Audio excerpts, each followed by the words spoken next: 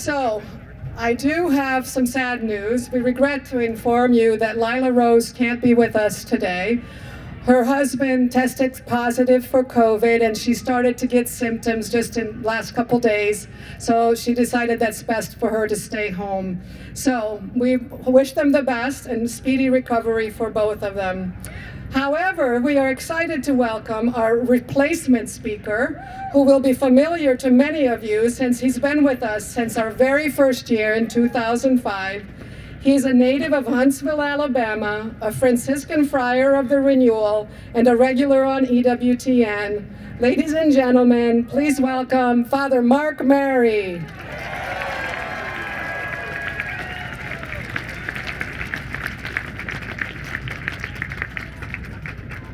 Yes, Father Mark Mary, I'm Franciscan missionary of the Eternal Word. Very happy to be here.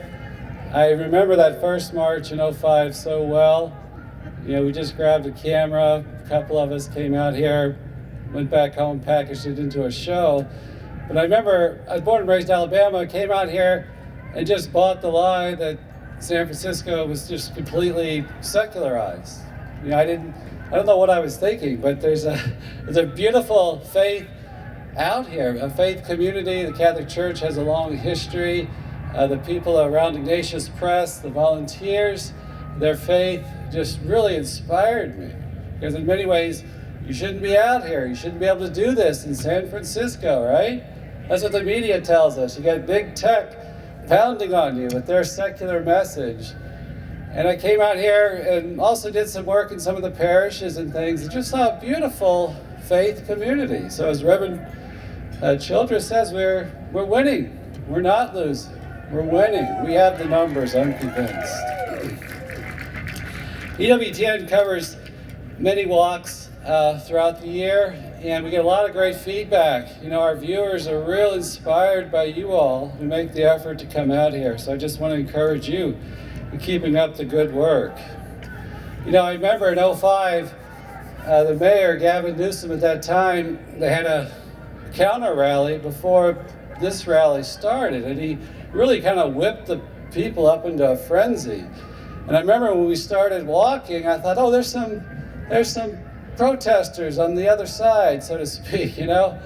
And usually the DC March doesn't have many. You know, it's almost like a family reunion, the DC March. And then, you know, for most of the walk, it was like something unholy had been unleashed, and just with a lot of you know, vulgarity and full of hatred, profanity, and all that. I was like shell-shocked. And I remember pulling from the edge of the march towards the center. I was pulling back a little, you know, I was shocked. And I found myself next to two elderly women that were completely undaunted, unfazed, you know, just walking forward. And I just was so strengthened by their faith and their witness and their boldness. I mean, it really made a big impact on me. And many of the women involved as volunteers and the different groups here representative that I interview continue to inspire me. And I think you women have that special gift of courage to hold on to the truth, that fortitude to hold on to the precious value of life. And it's such an important role, I think, in the pro-life movement. Strong women, Eva Montaigne, Dolores Meehan, they can organize something like this and yet still bake cookies for the cops, right, to help them. So we need marches. We need to awaken consciences. We need to awaken the sleeping giant. Certainly the gospel message teaches us the great dignity and sanctity of life, that we're made in God's image and likeness, that God alone creates the human soul. He wills each of us into existence, and faith motivates us in love to end abortion. But reason as well teaches us that this is a human life, and we can appeal to that in the conscience of our brothers and sisters. Basic biology teaches us that a new human life has begun in the womb, distinct from the mother and the father, has its own DNA and growth, An unborn child will have his or her own blood type, fingerprints. Quickly grows a heart. So it's not just a religious truth, but it's part of the natural law that binds us all. So we should have laws in the civic sphere to guide that, to protect life, because it binds us all. Governments and the legal system must protect human life. Our faith, of course, confirms all this, what we already know in our hearts, and that faith helps to motivate us because human life comes from God and is destined to be with God for all eternity. Is that not motivating? That's what, that's what our faith teaches about the great dignity. We come from God, we're made to be with Him for all eternity.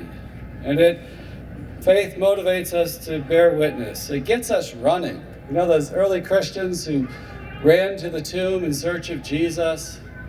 Faith gets us moving, gets us on the bus, comes out here, sleeps in gymnasiums or wherever to show up for this march. And whatever counter demonstrators there are, we keep going. The gospel message is a word of life. That life is at the heart of the gospel. 1 John 1:1 tells us that which was from the beginning, which we have heard, which we have seen with our own eyes, which we have looked upon and touched with our hands concerning the word of life. The life was made manifest, and we saw it, and we testified to it, and proclaimed to you the eternal life which was with the Father and was made manifest for us. At the heart of the gospel, at the heart of our message, what it means to be Christians, what it means to be a believer. So that word of life must be proclaimed everywhere, even here in San Francisco in front of City Hall, especially here, that the gospel is supposed to go out to the ends of the earth.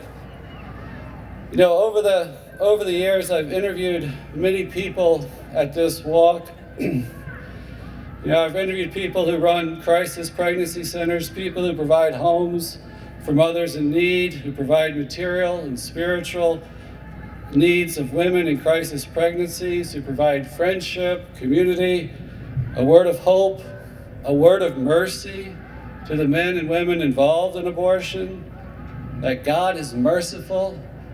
Man, the world is aching for that. It needs to hear about the mercy of God, even when we've really done something wrong. God is merciful. I've interviewed people who defend life in the public sphere, politically, socially, in their schools, churches, professional careers, sidewalks, wherever they have influence. I've interviewed student groups, prayer groups, movie directors, actors, cardinals, bishops, priests, seminarians, professors, educational groups, groups that minister to men and women wounded by abortion, groups that minister to doctors who want to leave the industry, medical workers, groups trying to protect segments of the population. I've interviewed pro-life walkers, pro-life runners, traditionalists against abortion, Berkeley students against abortion, Buddhists against abortion, feminists against abortion, even lawyers against abortion. Everybody. We all have a role to play in witnessing to life and witnessing to this great human rights crisis of our day. We're winning. We're not losing. We can't change the truth about the dignity of human life. You can't alter it. You can only limit it. And John Paul II taught us that life is always at the center of the struggle between good and evil. Let us celebrate life and recognize it as a good, as a gift coming from God. May God bless you.